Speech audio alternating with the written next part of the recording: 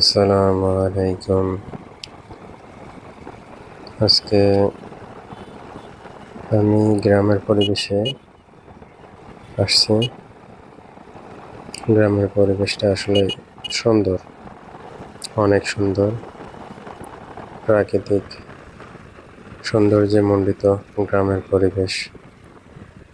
আমি বর্তমানে যে রাস্তাতে আছি এটা ঢালাই করা একটি রাস্তা, গ্রামের রাস্তা, কিন্তু এই রাস্তার পরিবেশটা অন্যরকম, অন্য সবগুলো রাস্তার মতো না। কারণ আপনারা দেখতেই পাচ্ছেন এই রাস্তার দুই পাশে পানি এবং রাস্তার দুই পাশ অনেক কচুরিপানা আছে। রাস্তার বিভিন্ন জায়গাতে অনেকে জাল লাগিয়ে রাখছে আসলে মাছ ধরার জন্য। রাস্তাটা আমার কাছে অনেক পছন্দনীয় একটি রাস্তা, গ্রামের মেঠো পথ, কিন্তু এটা গ্রামের মেঠো পথ নয়, এটা ঢালাই করা পথ। গ্রামের পরিবেশে এরকম রাস্তা খুবই কম পাওয়া যায়, কারণ এই রাস্তার দুই পাশে পানি এবং রাস্তার মাঝখানেও পানি। দেখতেই পাচ্ছেন রাস্তার মাঝখানে অনেক পানি। গাড়ি চালাচ্ছি আমরা। আমি মূলত আমার বন্ধুর সঙ্গে এখানে আসছি, এর আগে কখনো এখানে আসা হয়নি।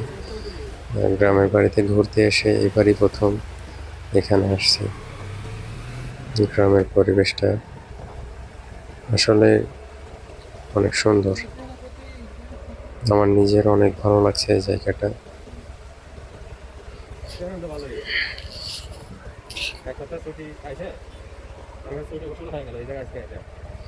এখানে অনেকে দেখলাম যে গাড়ি ধুচ্ছে।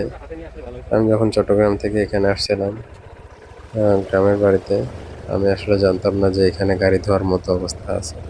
যদি জানতাম তাহলে আমি টাকা খরচ করে নিজে গাড়ি ওয়াশ করাইতাম না, এখানে নিয়ে এসে গাড়ি ওয়াশ করে নিজেই ওয়াশ করে ফেলতাম। দেখছেন এখানে চারিদিকে পানি, মনে হচ্ছে যে আমি নদীর মাঝখান দিয়ে গাড়ি চালাচ্ছি। আসলে এইটার অনুভূতি বলে প্রকাশ করা সম্ভব নয়। যারা এই রাস্তা দিয়ে গাড়ি চালান বা এরকম রাস্তা দিয়ে গাড়ি চালিয়েছেন কখনো, তারাই একমাত্র এটার অনুভূতিটা প্রকাশ করতে পারবেন। এছাড়া কেউ বুঝতেও পারবেন না এখানের প্রাকৃতিক পরিবেশের যে অনুভূতি, এটাকে বুঝতেও পারবেন না। এখানে মনে হচ্ছে আমি নদীর মাঝখান দিয়ে গাড়ি চালিয়ে যাচ্ছি, চারদিকে পানি। এখানে অনেকে ঘুরতে আসছে এই পানি দেখার জন্য, মানে রাস্তাতে পানি উঠছে এটা দেখার জন্য। আর আজকে আকাশের পরিবেশটাও মাশাআল্লাহ অনেক সুন্দর ছিল। আকাশে মেঘ ছিল, কিন্তু খণ্ড খণ্ড মেঘ, এর পাশাপাশি নীল আকাশ, যেটা গ্রামের পরিবেশের সঙ্গে একদম মিলিত হয়ে গেছে।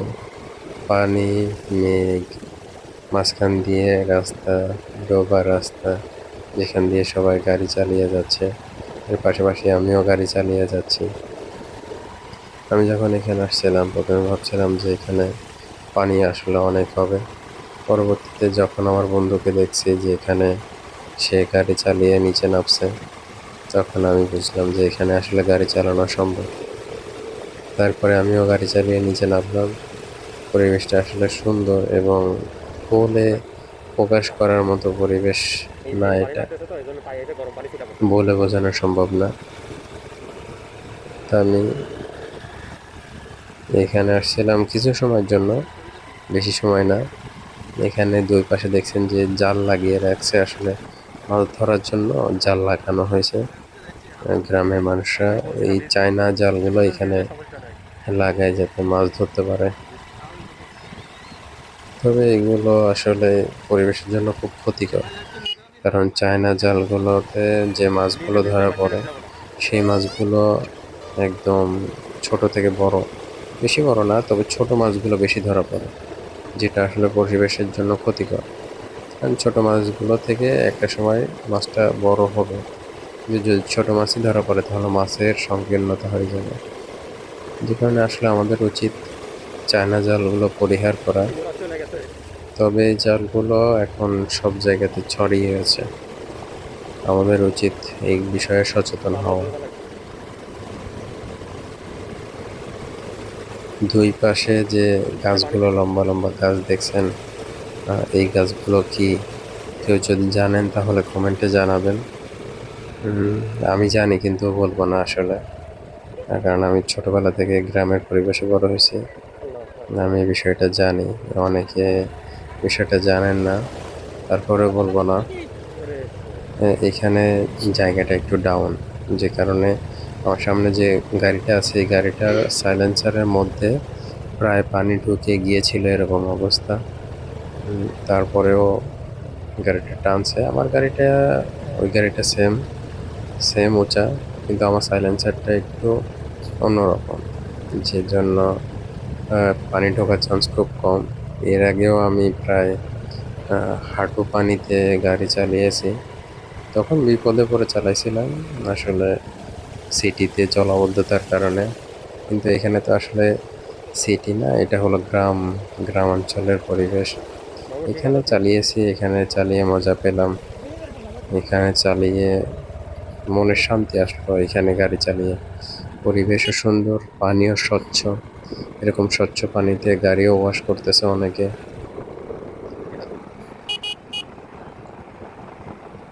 আজকের এই পরিবেশটা দেখে মন শান্ত হয়ে গেছে।